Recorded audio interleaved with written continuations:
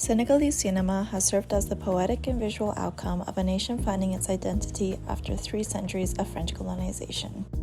Its most notable directors are Ousmane Sembene and Djibril Diop Mambéty, who both implement themes of loss, motifs of religion, particularly Islam, rich versus poor, culture displacement, and the bureaucracy between Senegal and France.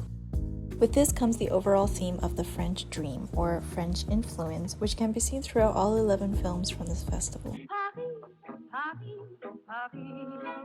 All of these films connect with this theme because they all mention France to a degree of it being a mere mentioning or the goal or even obstacle for many of the protagonists. As the festival consists of 3 days, hence 3 sections, I'd like to present the first, consisting of the films Black Girl, Tuki Buki, Neaje, and Emitai. These films ultimately hold the themes of the French dream and cultural displacement. With the opening film for this festival, Black Girl serves as a pivotal portrayal of colonialism's broken promise of the French dream. Ultimately, Ousmane Sembene's most notable film.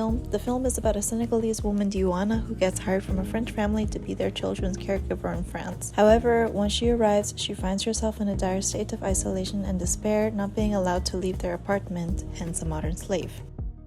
Continuing with Mambéty's Tuki Buki, protagonists Mori and Anta dream of escaping Senegal to Paris. Through their plan, they steal clothes, money, and vehicles from rich locals, and with this they dress as diplomats, transformed from the native to the colonizer as one of them. This film also serves as a coming of age, planting their dream on Senegal, embodying the French, but never having left. The 2 other films centralize more on the direct colonial effect of French society on rural societies and cultural displacement. Sembene's second film, Niaje, tells the story of a poor villager woman who welcomes her son back from serving in the French military. However, once he comes back, his post-traumatic stress from service falls upon him and he plays as an active soldier in his rural village. He marches proudly with the French flag, the children clapping and running around him, meanwhile the older generation feel complete cultural divide from his presence. Also by Sembene, Emitai tells the clash between French soldiers and a Senegalese village during World War II, and how the French would forcefully recruit the men from these villages. Like Niaje, Emitai shows the displacement and confusion of a community's morals and culture. For once we see a film where the white soldiers are the villain and that the villagers are not props but a driving force for revolution.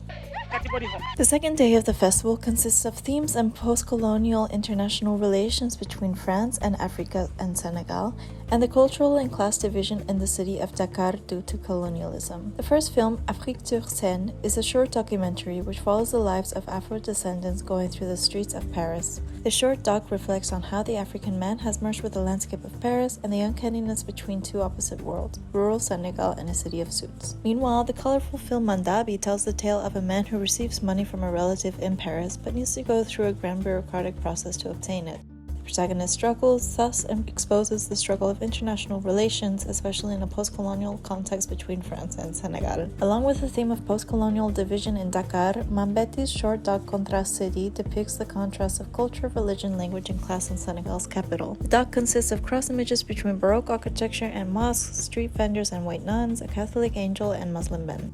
This doc ultimately portrays a poetic form of how colonialism and cultural uncertainty can be found in one place. Along with Sembene's first film, Borom Saret, this film perfectly portrays the tale of a poor wagoner who confronts with the awkwardness within his own city, dealing with class division and discrimination from people of his own race. It ultimately exposes how the colonized has become the colonizer to an extent, dressed in suits and living in upscale neighborhoods. These divisions are thus infiltrated by colonialism. The final day of the festival consists of 3 films, Hyenas, La France, and Atlantics, each containing the theme of community, the failed French dream, and romance during European escape. The first film, Hyenas, does not tell so much about French influence on Senegalese culture, but Mambéty's striking, colorful film goes more in depth of the structure of rural Senegalese communities through the mystic and the conservative. It ultimately depicts a renaissance in Senegalese cinema finding its own identity. Meanwhile, the film La France tells the story of a Senegalese university student in Paris who goes through troubles with his visa and risks deportation. He eventually ends up in Senegal, thus showcasing the failed French dream and how discrimination is ever present in the French judicial system. The final film, Atlantics, tells a broken love story between 2 young people in Dakar, a young woman awaiting an arranged marriage and a young man who flees Dakar on a ship to Spain with his companions after being exploited from his job. This film of hope and desperate longing raises how this is still a problem in the modern day, of migrants risking their lives to